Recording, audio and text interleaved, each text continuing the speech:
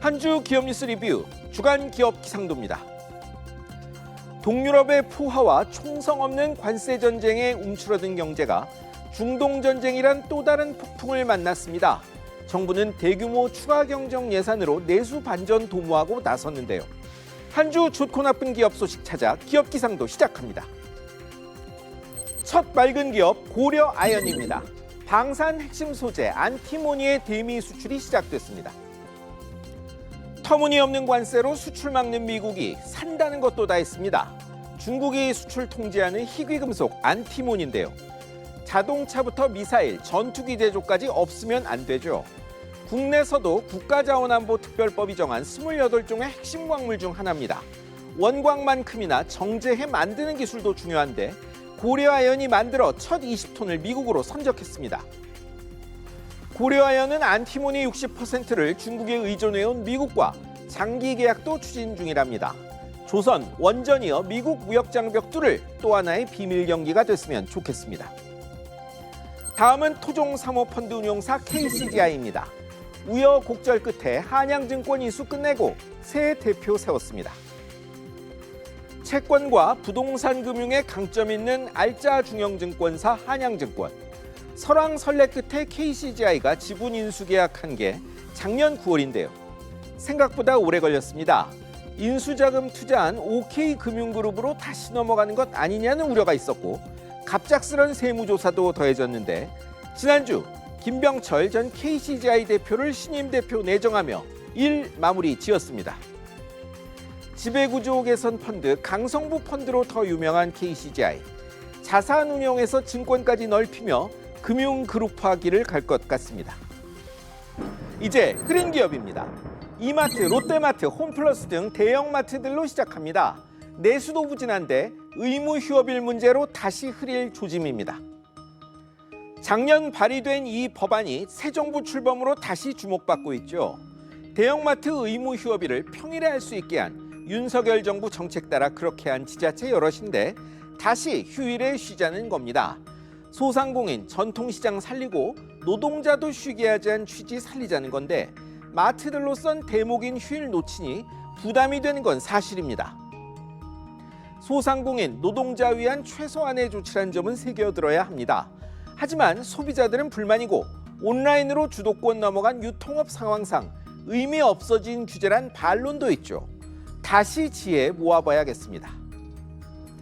다음은 토스뱅크입니다.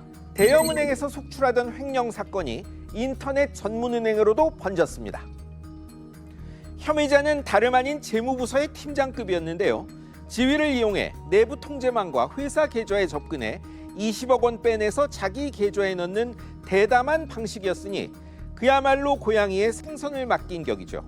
횡령액이 은행이 휘청일 거액은 아니지만 통제망은 허술하지 않은지 IT 회사 아닌 은행원으로서 직업윤리는 있는 건지 의심이 들지 않을 수 없습니다. 토스뱅크는 범행 다음 날 적발해 경찰과 금융감독원에 신고했고 고객 자산 피해는 없다 했습니다. 하지만 이런 일 일어나면 진짜 손실은 돈이 아니라 믿음입니다. 이번엔 SK텔레콤입니다. 유심 사태 좀 진정되니 이번엔 수사라는 난관 직면했습니다. 국세청이 조세범칙 수사심의위원회 열어 SK텔레콤을 검찰에 고발했습니다. SKAX로 바뀐 그룹 IT 계열사 SKCNC에 비용 더 쳐주는 방식으로 수백억 원대 가짜 일감 몰아줬다는 의혹 때문인데요.